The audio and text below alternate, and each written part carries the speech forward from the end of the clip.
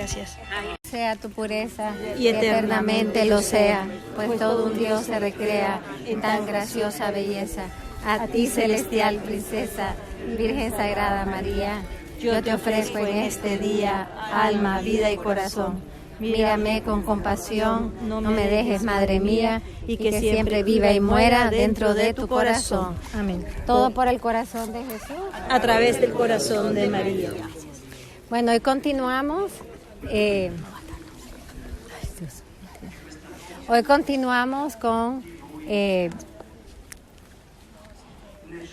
la reflexión más profunda de lo que es el Santo Rosario. Voy a tratar de ir un tema que es hermosísimo y que tiene un particular significado en el día de hoy, porque hoy es 17 de septiembre, que es el día en que San Francisco de Asís recibió las estigmas. Y hoy es martes, el día que meditamos los misterios dolorosos, ¿verdad? Bueno, el tema que vamos a tocar hoy es que rezar el Santo Rosario es contemplar a Cristo con la Santísima Virgen María. Cuando hablamos de contemplar, estamos hablando de mirar con los ojos del corazón. Cuando tú dices contempla a Corina, lo que vas a ver primero de Corina va a ser su rostro. Y es el rostro de Corina lo que nos hace a nosotros entender quién es ella, ¿no? Todos tenemos un rostro diferente y eso es lo que nos identifica.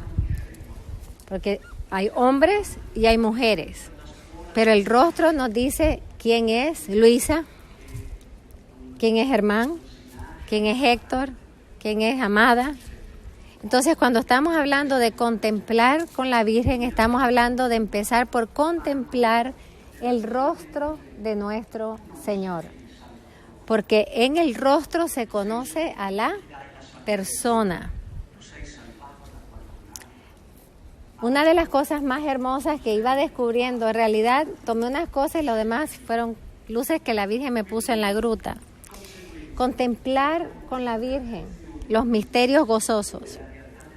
¿Qué rostro vamos a encontrar en los misterios gozosos? El rostro del niño Jesús. Jesús como niño, como bebé, incluso como niño hasta los 12 años. ¿De qué nos habla el rostro de un niño? El rostro de un bebé. De inocencia, ternura, pureza. Nos refleja el amor. Su sonrisa hasta derrite el corazón de los adultos, ¿verdad? Nos habla de un silencio. El niño no habla. ¿Verdad que el niño no pronuncia palabras? Pero sin embargo, el niño tiene una manera de comunicarse que no es de palabras. Se comunica estirando los brazos, se comunica a veces si tiene hambre con el llanto, se comunica a veces riéndose, las manitos extendidas. A veces cuando ve al papá o a la mamá, si está cargado por otro, se va hacia el papá y la mamá. O sea, los misterios gozosos se tratan de que contemplemos el rostro del niño Jesús. ¿Para qué? Para que nosotros nos convirtamos en lo que contemplamos, decía San Ambrosio y después lo repitió tanto San Agustín. Nosotros nos convertimos en lo que contemplamos.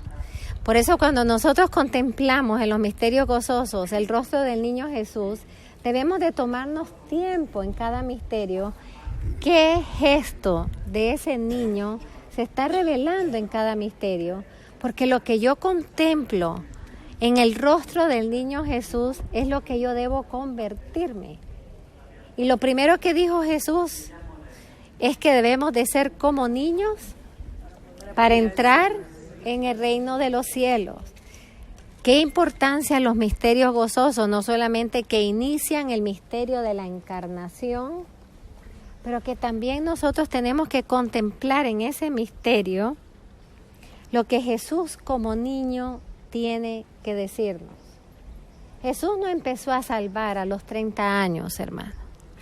Jesús empieza a salvar desde el momento de la encarnación en el vientre de su madre. Jesús le dijo a Santa Margarita, que la cruz ya la tenía grabada en su corazón desde que estaba en el vientre de su madre. Fíjense que ya el niño Jesús en el vientre de su madre está redimiéndonos de una forma misteriosa, porque para Él no hay tiempo, ¿verdad? Él es Dios, para Él no hay tiempo. ¿Cuándo va a empezar a vivir en el tiempo?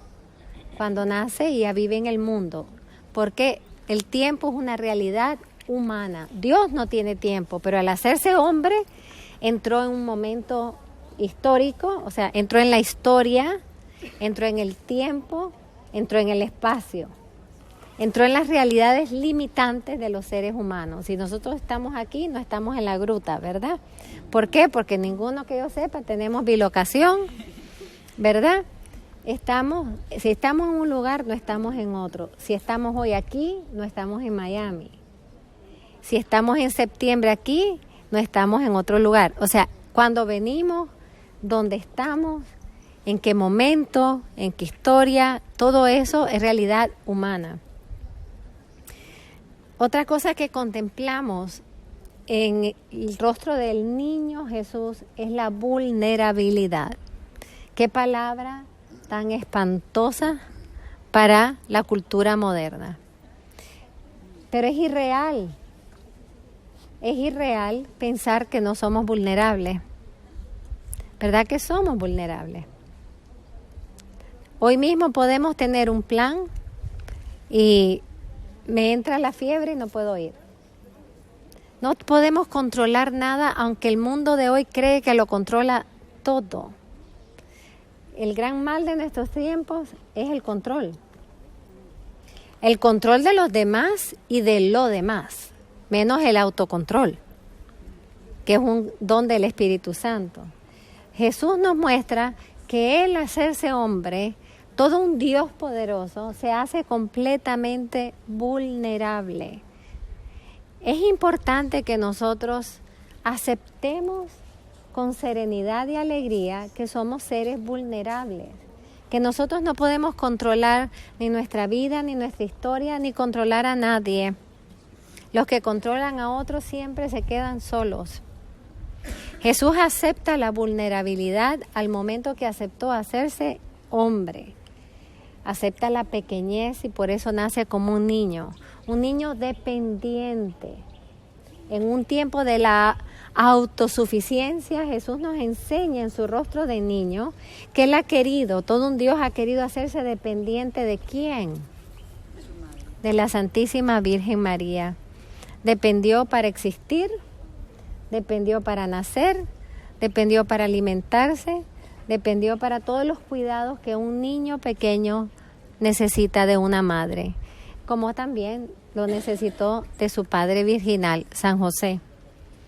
O sea, que los misterios gozosos nos introducen en la contemplación del misterio de la infancia de Jesús.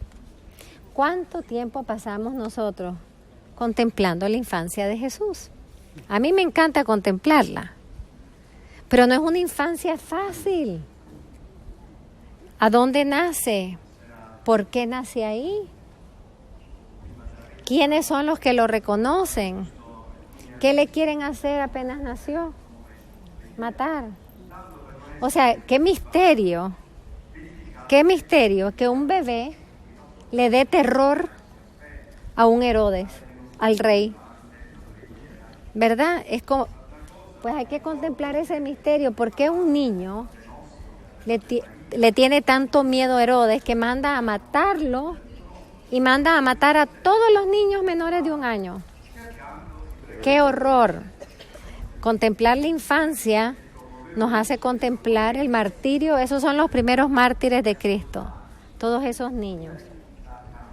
San Juan Bautista se salvó porque los que han ido a Tierra Santa o los que van a ir con nosotras van a ver la roca, la cuevita con la roca donde Santa Isabel escondió a Juan Bautista.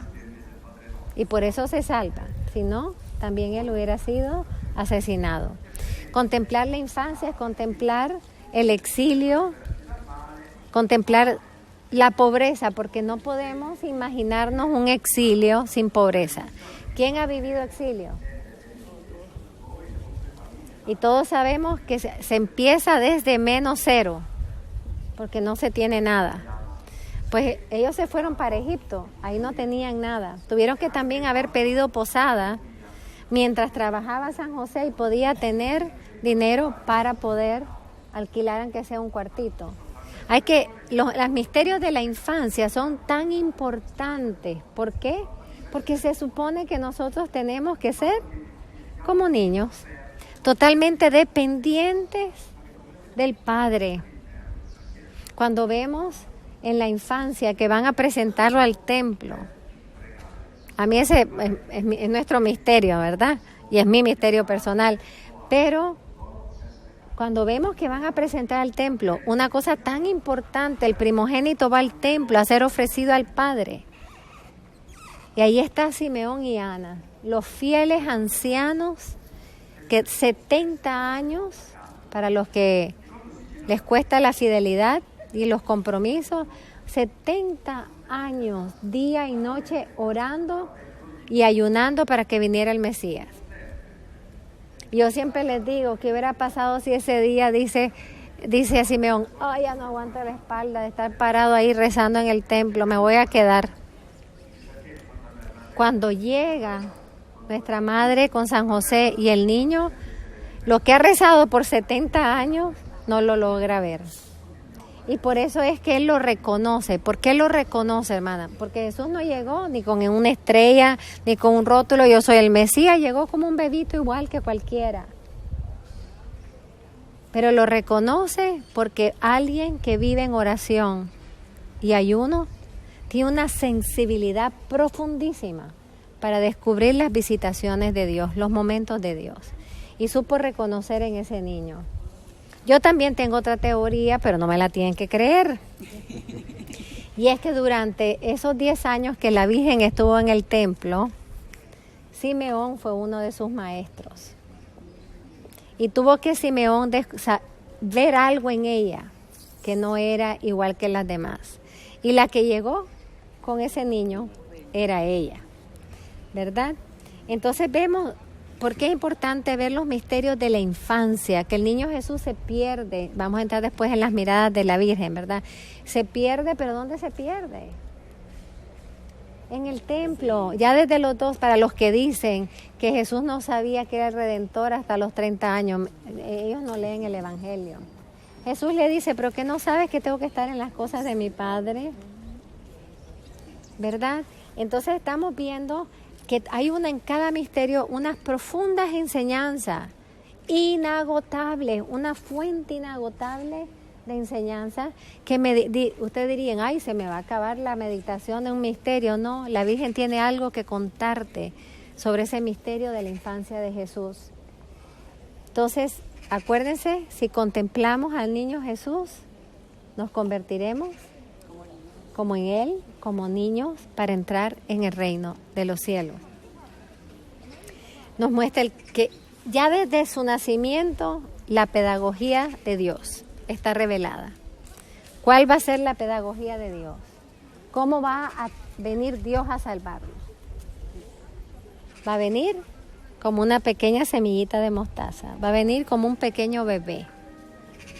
Y va a venir en humildad, va a venir en pobreza y va a venir en pequeñez. El reino de los cielos está marcada por esas virtudes. Por eso dice el Señor, el que quiera ser grande entre ustedes, que se haga el más pequeño. ¿Qué es lo que dice el Señor? Padre, te doy gracias. Ustedes se imaginan a Jesús diciendo, Padre, te doy gracias porque le has revelado estos secretos del reino a los más humildes y sencillos. O sea, el Señor va a estar exaltando. Oigan en el Evangelio qué virtudes el Señor exalta, porque esas son las virtudes del reino de los cielos. Segundo, la contemplación del rostro de Cristo en el misterio, los misterios luminosos, que tenemos ahora la dicha, gracias a San Juan Pablo II, la dicha de los misterios luminosos. ¿Y por qué los introdujo? Porque Pablo VI dijo que el rosario era el compendio del Evangelio. Entonces Juan Pablo dice, pero aquí falta una parte del Evangelio. Aquí faltan los misterios de su misión pública. Y por eso introduce en el año de Santo Rosario los 5 misterios luminosos. ¿Qué rostro vamos a contemplar en estos misterios? El rostro del Redentor. ¿Por qué? El rostro del Redentor. ¿Por qué es importante contemplar el rostro del Redentor? Porque nos dice el Concilio Vaticano II, y lo repitió Juan Pablo con una explicación más hermosa y más bella, que en el rostro del Redentor cada persona humana entiende quién es. O sea, cuando yo veo que Dios tomó rostro humano y se hizo hombre, yo entiendo mi dignidad. Yo entiendo para lo que yo fui creada, porque Él me está enseñando a mí, al asumir la humanidad, qué es el verdadero hombre y qué es la verdadera mujer. Por eso es importante contemplar el rostro del Redentor para que entendamos nuestra dignidad. Hermanos, Dios nos hizo lagarto, Dios nos hizo gato, ni se hizo perro.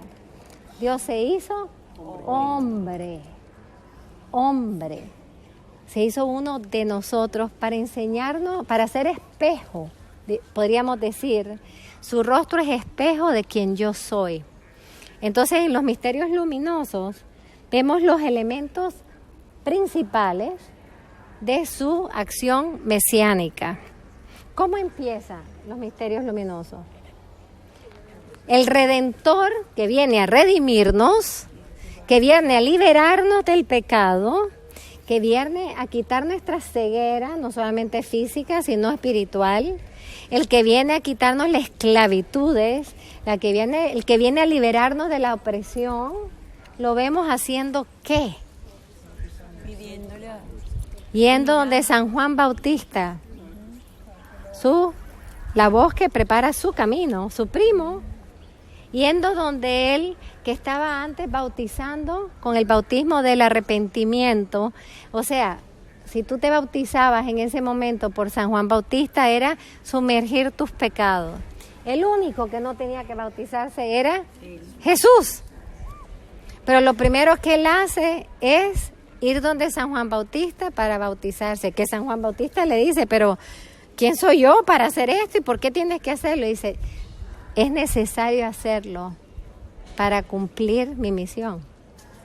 ¿Por qué? Porque él tenía que, al sumergirse el inocente, sumergía a todos nosotros en el agua de la purificación. Por eso es que nos bautizamos. Y por eso cuando nos bautizamos o cuando renovamos los votos bautismales, ¿qué se dice? Hemos sido sumergidos con Cristo y hemos muerto con Cristo para nacer con Él. En el momento que Jesús entra en esas aguas, nos sumergió todos los pecados de la humanidad. Y cuando Él sale, ya salió anunciando la pureza y la inocencia que sería devuelta al corazón humano. Por eso Él empieza a caminar solito. Una vez el Señor me dio una visión que me quedó grabada para toda la vida. Cuando el Señor empieza a caminar solito hacia el desierto, porque del Jordán se va para el desierto, ¿verdad? Verlo caminar solito, todo reempapado, ¿verdad? Caminar solito. ¿Y qué dijo San Juan Bautista? He ahí el Cordero de Dios que quita los pecados del mundo. ¿Por qué dijo eso? Porque se acababa de sumergir el inocente que llevaba los pecados de la humanidad y los sumergía en las aguas del perdón. Lo otro que vemos es todo lo que Él hace nos está manifestando el reino de los cielos. Claro que en los misterios luminosos no está todos los 3 años. Están algunos puntos importantes. Segundo es Caná. ¿Qué es lo primero que nos quiere decir el Señor? Que toda su acción mesiánica, la Virgen está jugando un papel directo, visible o directo, invisible. pero ella está siempre intercediendo. Ella está siempre siendo parte de la acción salvífica de su Hijo, porque ella es la corredentora, la que con Cristo está acompañándolo y uniéndose a su obra redentora. De tal forma que, dice el concilio, que la Virgen asentó, o sea, dijo sí a que su Hijo fuera ofrecido. Fíjense qué tal cosa, qué grande, eso dice el concilio. Ella, como que ella dio permiso, pues. Ella dio su fiat al sacrificio de Cristo, porque también ella era madre de Cristo. Ella no era el tubo por donde nació Cristo. Ella era el vientre de donde nació Cristo, por lo tanto es hijo de Dios y es hijo de María. Los dos títulos que le dan, Jesús mismo se da esos títulos. Y la gente cuando no creía a los de Nazaret, pero ese no es el hijo de María. ¡Ay, qué titulazo! ¡Qué titulazo! Hijo de María. Por eso lo mejor, ¿saben qué? Cuando nos muramos, que pongamos en el epitafio, Hijo de María. Aquí yace un hijo, una hija de María. ¿Qué título? Si es el título de Jesús, ¿verdad? Todo empieza a revelar cómo el reino se va a dar. En el reino la Virgen no es un accesorio, la Virgen es instrumento fundamental para adquirir las gracias que Jesús quiere derramar.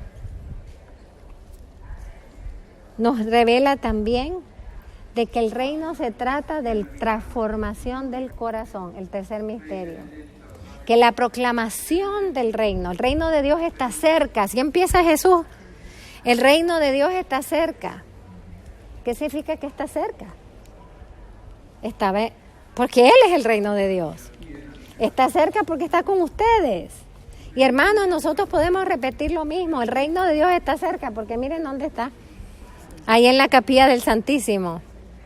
Pero el reino de Dios está cerca de nosotros porque va a moverse todavía más adentro. El reino de Dios va a entrar en el corazón humano y esa es la grandeza de la Sagrada Comunión. Ahí está cerca de nosotros. Pero cuando nosotros recibimos la Eucaristía, el reino de Dios está adentro de nosotros. Entonces vemos durante toda su vida mesiánica, toda su acción mesiánica, hay mucho que contemplar, hermanos, que contemplar en el Redentor. El Redentor viene a redimir. Y para redimir, ¿qué quiere decir? Viene a restaurar lo que hemos perdido. Y por eso es que lo vemos caminando, sanando. Al que perdió la salud se la devuelve, al que perdió la pureza le devuelve, le perdona sus pecados. Al que perdió a su familia porque era hemorroísa, la sana para que devolverla a su familia. O sea, lo que se ha perdido, Él viene a devolverlo. Habíamos perdido el reino del Padre, vino a devolverlo. Habíamos perdido la comunión con el Padre, viene ¿para qué? Para volvernos a ser hijos del Padre. Entonces el Redentor, ¿qué pasa haciendo? El bien. Todo lo que pasa haciendo es el bien. Y no se hace ningún bien a sí mismo. Ay, tremenda enseñanza, hermano. Tremenda enseñanza. Aquel que sanaba a todo mundo, nunca se sanó él, ni sanó a su hermano, ni a su madre, ni a San José. Cuando se iba a morir San José, él puede haber dicho levántate y anda. Y no, lo dejó morir como cualquier otro. Él nunca utilizó su divinidad para sí mismo. Nunca utilizó su poder para sí mismo. Ojalá oyeran esto todo mundo que tiene poder, ¿verdad? Que no se usa para sus propios intereses. Se usa para hacer el bien. Y esto es en todos los niveles, ¿ah? Iglesia, mundo, santuarios, tu casa. Tu autoridad es para el bien de los que se han confiado a ti. Pero un verdadero bien, no un pampering, no, un verdadero bien. Entonces Jesús, que pasó hambre y que podía haber hecho de las piedras pan, no lo hizo. Él no se alivió el hambre. Él no se quitó su ayuno. Pero sin embargo, cuando vio una multitud que estaba ahí sin comida, ¿qué hizo? Multiplicó los panes. Multiplicó los panes y los peces. por eso es bueno ir a Tierra Santa, porque ahí es donde me doy gusto estudiando todas las lecturas, porque eso es una enseñanza de arriba para abajo. Pero ¿qué hace? El que no se quite el hambre se preocupa del que no tiene que comer. ¿Por qué el demonio siempre está tentando, cuando tienta a Jesús? ¿En qué lo tienta, hermano? Que abandone su humanidad. Quiere que él use su divinidad. El demonio como que sospecha, este es el Hijo de Dios.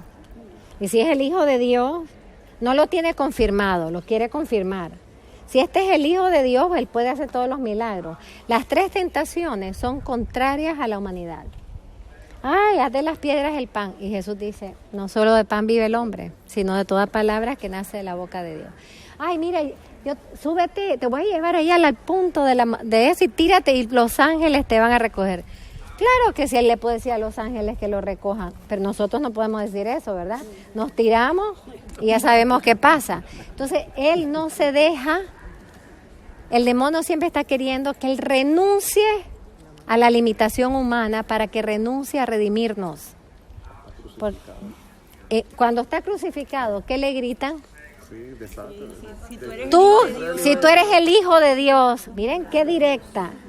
Si tú eres el Hijo de Dios y tú salvaste a tanto y tú sanaste a tanto, bájate. Ay, hermano, yo me hubiera querido bajar rápidamente. Y él no se baja. Y ni siquiera contesta. Ni siquiera contesta. No se baja porque lo que le está diciendo el demonio es, ya estamos llegando al clima de la redención y necesito ver cómo trato de evitarlo. Por eso el odio de Satanás es contra el misterio de la encarnación. Porque Satanás es criatura. Él sabe que Dios lo aplasta con solo verlo. Pero tener que servir a un Dios que se hace hombre, Él es ángel, orgulloso, el más bello. Y tener que servir a uno que se hizo hombre, ¿qué es lo que gritó? No serviré. Y por eso la Virgen empieza a desatar la fuerza de Satanás, por eso ella empieza a crush la cabeza de la serpiente cuando ella dijo, yo soy la sierva del Señor, hágase en mí según tu palabra. El grito opuesto de Satanás. Entonces vemos en los misterios luminosos que Jesús siempre está escondiendo su divinidad, nunca deja de ser Dios. Él es 100% Dios y 100% hombre. No es 50 y 50, hermano. Porque no hay cosa a mí que me dé como retorcijón. Cuando yo oigo a católicos que hablamos, por ejemplo, de Getsemaní, ¿verdad? Estamos hablando y dice, ay madre, pero él lo pudo hacer porque era Dios. No, pero era 100% hombre. Y el que lloró sangre de angustia era tanto Dios como el hombre. Y en su humanidad sintió el miedo, la angustia. Como dice el Evangelio, tengo angustia en el alma. ¿Ustedes se imaginan a Jesús tener angustia en el alma? ¿Por qué se permitió tener angustia en el alma? Porque ¿cuántos de nosotros hemos sentido angustia en el alma? Levanten la mano. ¿Cuántos de nosotros hemos sentido a veces la presión que sentimos que se nos van a reventar las venas? Pues eso es lo que sintió nuestro Señor. Entonces vemos que Él esconde su divinidad bajo la pequeña apariencia de un ser humano. Se dan cuenta que todo el plan de salvación se trata de humildad. Él siempre se esconde bajo lo más pequeño, pero desde lo más pequeño está manifestando la totalidad de su poder. Tanto es así que cuando pasa por donde estaba la hemorroísa, ¿qué hace la hemorroísa? Por pena, estemos claros, que es por vergüenza, porque las hemorroísas eran expulsadas del pueblo como impuras. Y oye que está este sanador, ¿verdad? Y ella llega y ¿qué hace? No se atreve a ponerse de frente, no se atreve a llamarlo, no se atreve a nada. ¿Qué hace? Le toca el borde del manto. ¿Y qué dice Jesús? Sentí que me salió una fuerza. Fíjense que el manto de Jesús sana.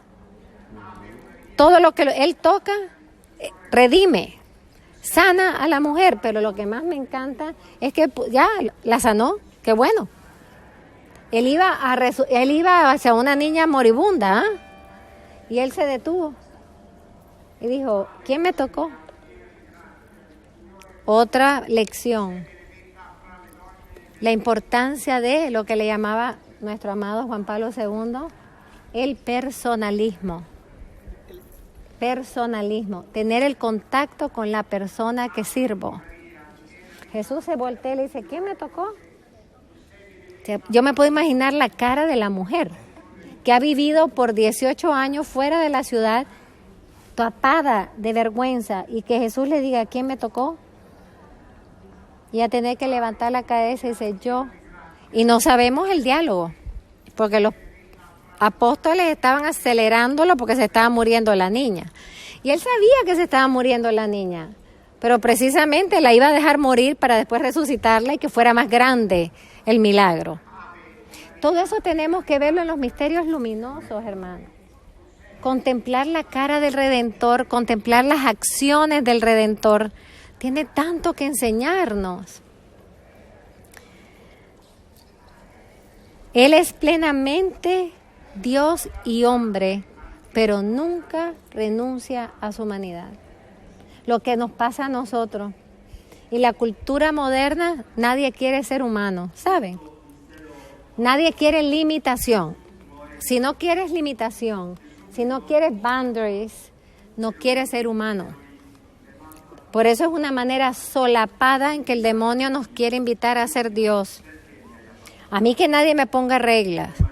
Hermana, si no tienes reglas para manejar, te accidentas y te mueres. Nosotros tenemos que vivir en un molde de vida. Tenemos que tener un plan de vida. A mí me encanta cuando voy a debates y la gente, es que los 10 mandamientos es la opresión de Dios a la humanidad. Es así, dígame, ¿cómo? A ver.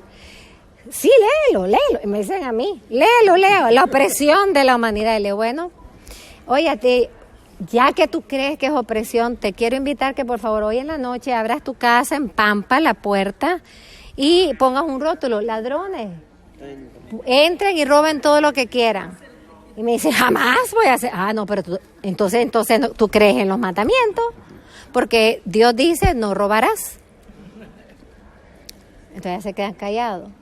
Entonces le digo, ¿quién de aquí ha tenido una infidelidad en su matrimonio? Y alguien me levanta la mano siempre. ¿Te dolió? Sí. ¿Qué pasó con tu matrimonio? Se acabó. ¿Te das cuenta por qué Jesús dijo, no codiciarás la mujer o el hombre ajeno? Para protegernos de las infidelidades. Entonces no es opresión, es nuestra liberación. Los mandamientos para que vivamos felices. Pero los que creen que es opresión son los primeros que pagan el precio de no vivirlos. Los misterios dolorosos. ¿Qué rostro vemos? El rostro del siervo sufriente profetizado en Isaías 53. Dice Isaías que su rostro fue tan golpeado, esa es la profecía, ya después nosotros vemos que es cierto, ¿verdad? Que era desfigurado, que no parecía hombre. ¿Se pueden imaginar eso? Cuánta desfiguración en el rostro de Cristo que no parecía humano. Esto es importante y ya les voy a decir por qué. ¿Por qué Jesús se dejó desfigurar el rostro? ¿Por qué le golpeaban el rostro? ¿Por qué le daban con palos en la nariz? ¿Por qué le clavaron esa corona de espinas que le entró hasta adentro y por eso la sangre dentro de los ojos? Que a mí me gusta que la pasión de Cristo lo puso los ojos llenos de sangre. ¿Por qué lo golpeaban, lo bofeteaban, lo golpeaban? De todo le hicieron en su rostro y él en silencio. ¿Por qué? Porque acuérdense que el rostro del Redentor es el rostro de nosotros. Y al dejarse desfigurar, estaba asumiendo la desfiguración que tienen nuestras almas por el pecado, porque nosotros fuimos creados a imagen y semejanza de Dios, pero fuimos desfigurados cuando el pecado entró en nosotros. Entonces su desfiguración nos devuelve a nosotros la belleza original. Los misterios dolorosos son dolorosos y tanto que meditar, porque aprendemos el misterio no solamente de vivir, aprendemos el misterio de sufrir. Y hay que aprender a sufrir como cristianos, hermanos. Los ateos sufren igual que nosotros, pero sufren diferente. Los que no creen, yo no me explico cómo una persona puede tener una enfermedad grave y no creer, porque ¿de qué se agarra? La fe es la que nos sostiene en los momentos de cruz. Entonces Jesús vino no solamente a enseñarnos a vivir en el reino, sino a enseñarnos a sufrir en el mundo. ¿Cómo sufre Jesús? Todo su sufrimiento es redentor. Por eso Él ya, a partir del Jueves Santo, ya empieza a llegar al clímax, al culmen de la redención. Él optó libremente, por amor, entrar en la pasión. Por eso es que Él dice, a mí nadie me lleva. O sea, a mí nadie me apresa, a mí nadie yo me doy libremente. Y después vienen a apresarlo como un criminal y ya sabemos toda la historia de la pasión, ¿verdad? Pero Él sabía que redimirnos era a través del dolor. ¿Y por qué lo sabe? Primero porque, hermanos, nosotros no nos damos cuenta, pero arrancar el pecado de nosotros requiere dolor. Requiere dolor. Y por eso es la penitencia. Por eso la Virgen dice, penitencia, penitencia, penitencia, le dijo 3 veces a Bernardita. Porque arrancar de ti el orgullo requiere que desgarres tu corazón hasta que llegue a ser humilde. Es permitirte las humillaciones, sin quejarte. ¿Para qué? Para que vaya siendo arrancada la raíz del pecado. Entonces Él tiene que asumir todo nuestro pecado en su cuerpo. Para mí, uno de los misterios más dolorosos, después de la agonía que Él sufre, donde hace la opción, ahí en Getsemaní, el amor triunfó.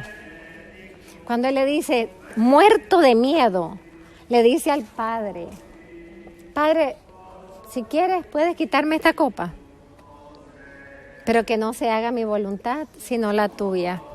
Lo que todos debemos decir, Señor, si es posible, quítame esto, pero que no quede mi voluntad, sino la tuya. Y en ese momento, hermano, en ese momento, los gritos que el demonio le metió a Jesús. Lo más horrible que vive Jesús solo es la agonía de Getsemaní. Porque en ese momento el demonio le empieza a decir, no seas tonto, nadie va a creer, se va a desperdiciar tu sangre, muy pocos te van a seguir. Le empieza a poner todas las razones por las cuales Él no vaya a la cruz. Y sin embargo ahí el amor es más fuerte que la muerte. Él sabía que redimirnos sería un precio muy alto. Y sí, lo pagó. Y el precio de nuestra redención es su sangre preciosa, hermano. Por eso no podemos dejar que ninguna gracia se desperdicie, que su sangre no caiga en el piso. Yo siempre pienso que dichosa la Virgen Magdalena y San Juan, que estaban al pie de la cruz, y cuando le traspasa el corazón y salió el chorro de sangre y agua, lo primero que tuvo que haber hecho la Virgen es esto, para que esa sangre no cayera en el piso. Por eso nuestro logo, por eso en nuestras manos recogiendo la sangre y el agua, ¿verdad? Nosotros somos recipientes de la sangre y el agua cada vez que nosotros recibimos una gracia, estamos ante el Santísimo, o estamos contemplando la cruz o rezando el Santo Rosario. Su cuerpo inocente tenía que ser latigado como fue, hermano. ¿Verdad que es horrible ver la escena de los látigos en la Pasión de Cristo? Esa es la que hay momentos que no puedo, ¿verdad? Y cuando lo voltean le empiezan a dar porque no le dejaron ni media pulgada de cuerpo, sin latigada y con ganchos, con ganchos que le agarraban la piel, desgarrado completamente. Su carne inocente, desgarrada. ¿Qué había en cada herida de su cuerpo? Nuestros pecados. Por eso hoy le podemos decir, dentro de tus llagas, escóndeme. Ya está, él ya nos estaba escondiendo en sus llagas, pero cada llaga que él recibió representaba uno de nuestros pecados. Representaba nuestros pecados. Toda la humanidad estaba ahí. Todos los pecados de la humanidad. Y por eso no dijo una sola palabra, porque sabía lo que Isaías había dicho. Por sus llagas seremos sanados. El silencio de Jesús en la pasión lo contemplamos en los misterios dolorosos. Ahora, no es un silencio total. Hay unos momentos muy pequeños en que él habla, pero él nunca habla para defenderse. ¿Se fijaron? Nunca. 99% de su pasión la vive en silencio. La única vez que él habla es cuando él va a tener un diálogo para despertar la conciencia del interlocutor. Como cuando, por ejemplo, Pilato le dice, ¿pero acaso tú no eres el rey? ¿Qué contesta él? Para eso he nacido. Le está diciendo, yo soy rey. Pero no te das cuenta que yo tengo autoridad sobre ti. Llamándolo a hacerse, a dejarse, ponerse bajo la autoridad de él, no de su padre. Y le dice, ¿no crees que tengo autoridad? Dime algo, yo te libero rápidamente. Y le dice, no, si la autoridad que tú tienes la has recibido de mí, Padre. Muy pocas veces Jesús habla, y cuando habla es para llamar a la conciencia. ¿Qué es la verdad? Dice Pilato, que no creía en nada. Y la verdad estaba frente a él, pero no la pudo reconocer, ¿verdad? Ya eso es en la pasión, ¿verdad? Ya el camino al Calvario, pero generalmente toda su pasión es en silencio. Hasta la cruz, que son las 7 palabras, y las 7 palabras tienen un gran significado para nosotros, sobre todo para mí la más, así que me revuelca el alma de emoción y de conmoción cuando dice, Padre, perdona a los que no saben lo que hacen. Claro que sabíamos lo que hacíamos. No éramos tan inocentes, no éramos tan tontos, sabíamos lo que hacía, pero para justificarnos ante el Padre, dice, no saben lo que hacen. ¿Hasta dónde llega su amor? Fíjense que cuando a él lo están azotando, ¿qué hacían los que estaban azotando? Se burlaban, se carcajeaban, se burlaban. ¿Quién se burlaba a través de ellos? El demonio es el burlón, que siempre se quiere burlar de nosotros, de lo que hacemos. Y por eso te estás, ay, tonta, que estás pasando una semana aquí en Lourdes cuando podías estar en París, ¿verdad? El burlón es Satanás. Él siempre nos quiere bofetear y se quiere burlar. ¿Por qué? Porque el demonio no entiende el amor. Apréndanse eso, el demonio no tiene concepto ni entiende el amor, por lo tanto no entiende los frutos del amor. Entonces se está burlando porque él cree que está destruyendo el cuerpo de Cristo, que él tiene poder sobre Cristo, pero él no entiende que Cristo está ofreciendo todo de forma expiatoria para liberarnos de los pecados. Él no entiende que Cristo está ofreciéndose al Padre por nosotros. Él no entiende que con sus llagas nos está sanando, porque eso ya es amor. Él lo único que entiende es, me estoy burlando porque te agarré y te estoy dando duro. Eso es lo que Satanás cree. Pero él no entiende que esas llagas están redimiendo a la humanidad. Él no entiende para nada que el ofrecimiento de Cristo es expiación, expía nuestros pecados. Y las espinas, hermano. ¿Por qué le pusieron corona de espinas? Además de burlarse. Ah, tú no dices que eres el rey. Te vamos a poner tu corona. Y le ponen ¿cuál corona? Ni siquiera de ramitas de olivo, ¿ah? Le ponen una de espinas y las espinas de este tamaño, ¿ah? Por eso traspasaron todo, hasta sus nervios ópticos.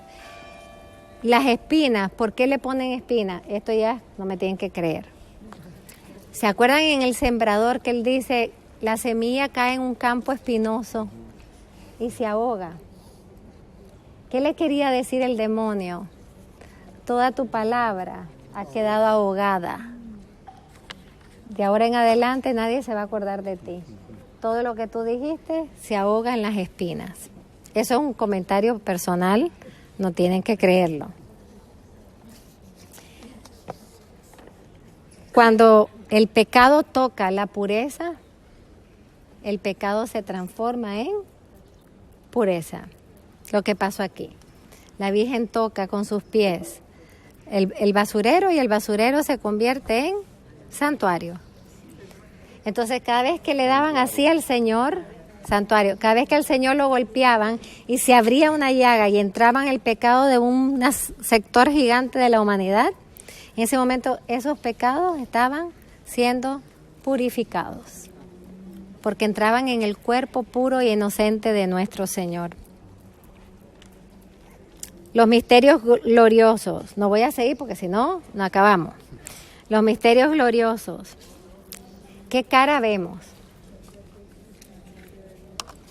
El rostro glorificado de Cristo.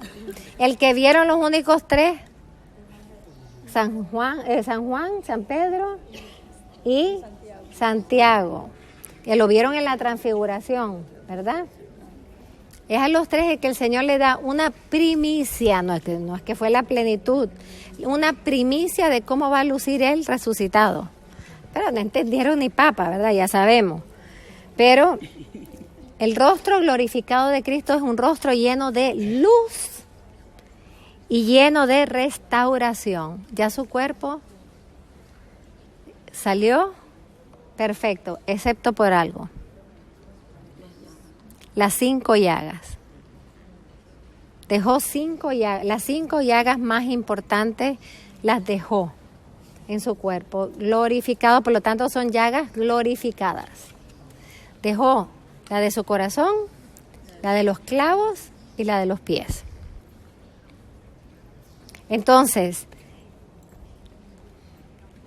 la muerte, hermano, es el culmen de la consecuencia del pecado. Jesús se permite morir, Dios, hombre, se permite morir para experimentar la plenitud del pecado de los hombres, que es la muerte. La muerte es consecuencia del pecado. Tenía que morir para conquistar también ese pecado. Tenía que morir para también conquistar la consecuencia más grande del pecado, que es la muerte. Fíjense qué cosa, permitirse morir para conquistar la muerte. Y por eso ahora cuando nosotros morimos, no como dicen muchos, ahí se acabó todo. Ay, qué idiota los que creen eso, perdón. Porque después de pasar tanto trabajo aquí en la tierra, para que cuando muere ahí se acabó todo. No, si San Pablo es muy claro, lo que vivimos aquí no se compara a la gloria que nos espera. Entonces, hermano, esa es la esperanza, la virtud de la esperanza es la que nos dice, vas a pasar esto, ayudado con el poder y la gracia de Cristo y la mano de la Santísima Virgen, pero solo piensa que un día vas a estar en un lugar donde no hay lágrimas, ni llantos, ni sufrimientos. Vas a estar en la plenitud de la felicidad. Nosotros ni entendemos bien eso porque la felicidad aquí nos dura 20 minutos y al 21 se nos acabó, ¿verdad? Pero allá va a ser eterna felicidad, eterna fraternidad. Por eso es que hay que empezar a ser hermanos aquí, porque si no allá nos va a tomar como que un rato aprender a ser hermanos. Pero Jesús, cuando está en la tumba, qué misterio, ¿verdad?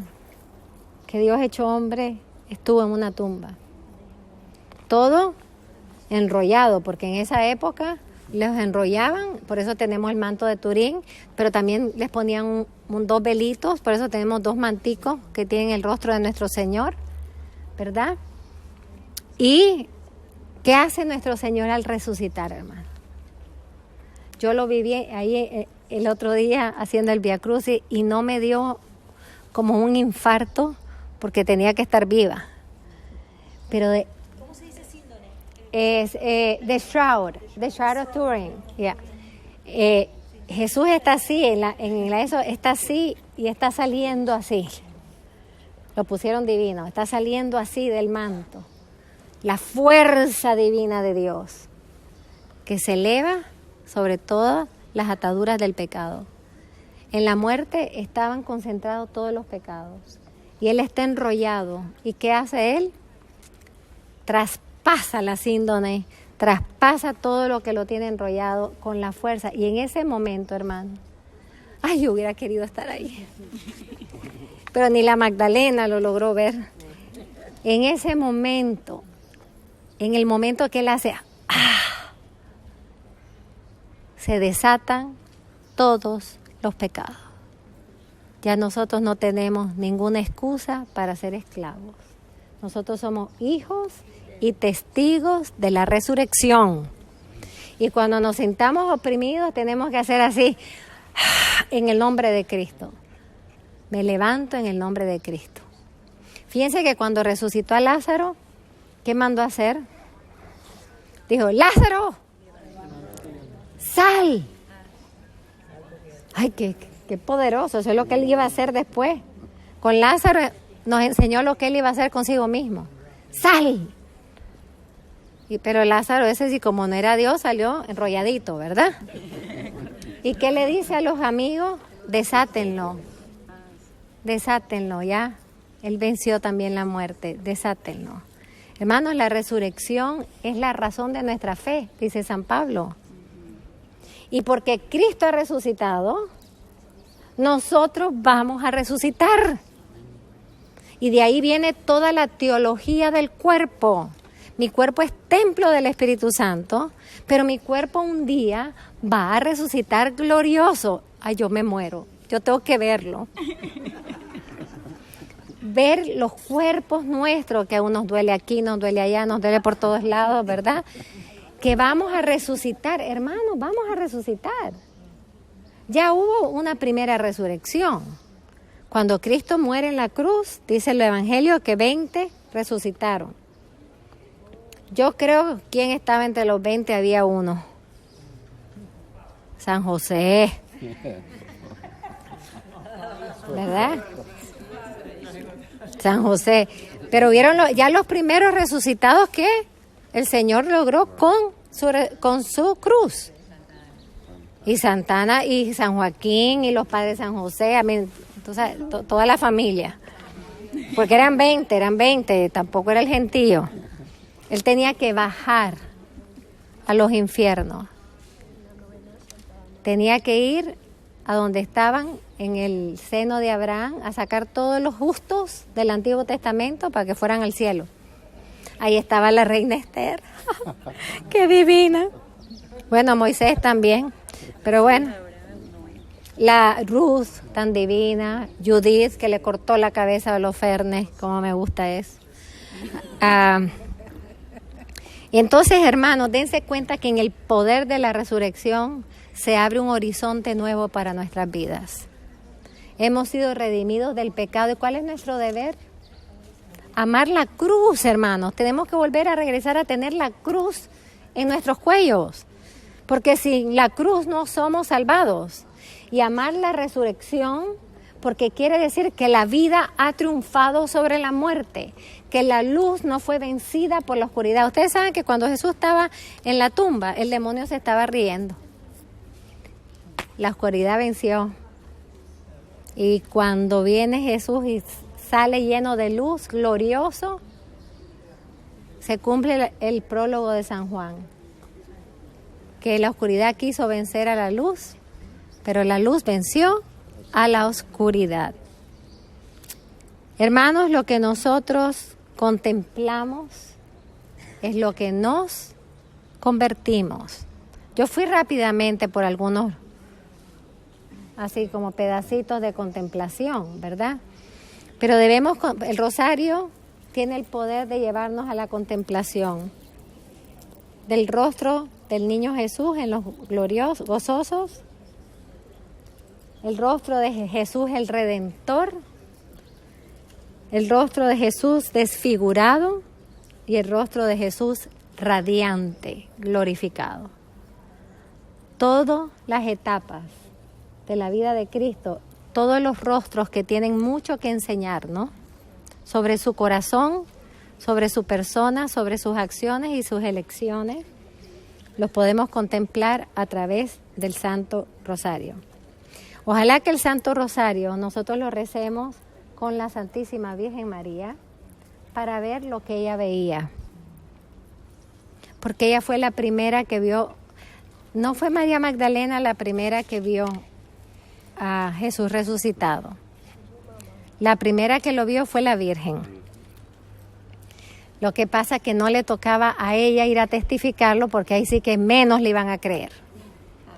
Tenía que ser María Magdalena por muchas razones.